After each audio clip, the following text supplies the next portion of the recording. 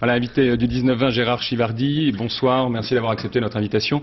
Vous m'en voudrez pas si je vous dis que vous êtes le moins connu des candidats. Alors, vous êtes soutenu par le Parti des Travailleurs, une branche du trotskisme, mais vous dites, moi, j'appartiens pas au Parti des Travailleurs. Et d'un autre côté, vous êtes le porte-parole des maires, et les maires ne veulent pas que vous soyez leur porte-parole. Alors, qui êtes-vous et pour qui roulez-vous?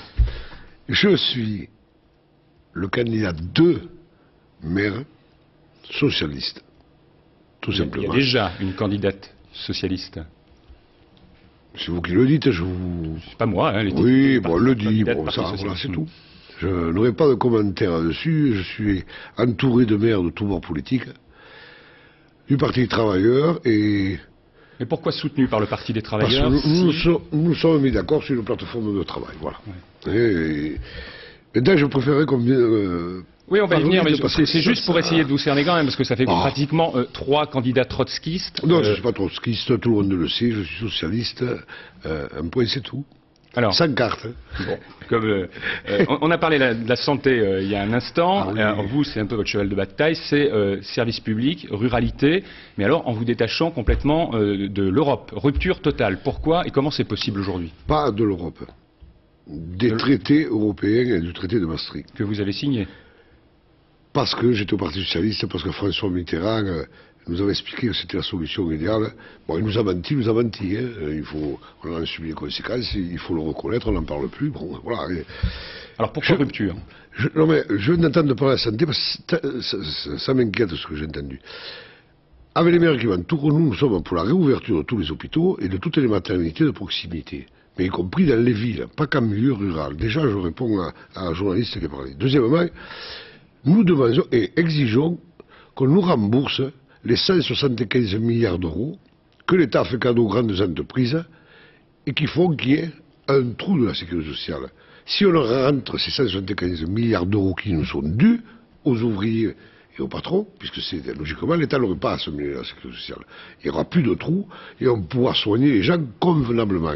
Mais ça semble très simple comme solution, c'est comme les nationalisations. Vous voulez renationaliser. Vous voulez renationaliser quoi? Les banques, un certain nombre d'entreprises? Toutes les entreprises, déjà, qui ont été mises en place avec notre impôt. Le vôtre et le mien. Nous avons payé les impôts pour mettre toutes les infrastructures en place, que ce soit EDF, GDF, la SNCF, les chantiers navals, le Saint-Nazaire et tout. Nous avons financé ces entreprises qui étaient l'État avec notre impôt.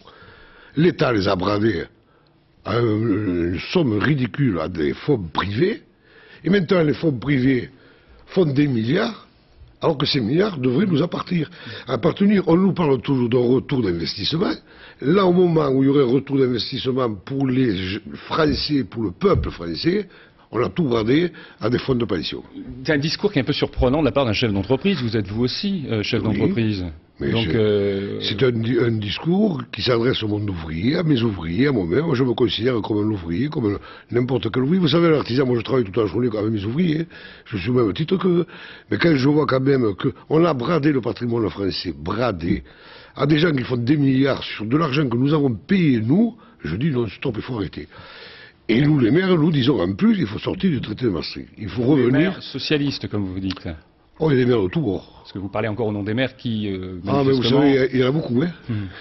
Beaucoup plus que ce qu'on croit, qui me soutiennent actuellement. Et alors, il y en a de plus en plus qui me soutiennent. Alors ça, c'est ce que vous dites. Bon, les sondages, on sait qu'ils n'ont que valeur instantanément comme ça, au jour le jour. Mais 0,5, vous plafonnez. Quel est l'intérêt de vous présenter avec des scores comme ça, ou de maintenir votre candidature? Mais attendez, c'est parce que nous sommes les seuls à pouvoir sortir la France et l'Europe de la crise actuelle. Nous sommes les seuls. Nous sommes les seuls à respecter le vote de 55% de Français qui ont voté non au traité constitutionnel, qui reprenait l'intégralité... Vous n'êtes pas les seuls à revendiquer ça, quand même. Alors, mais attendez, mais nous on a commencé en 2004, tout le monde a commencé en 2005. Hein.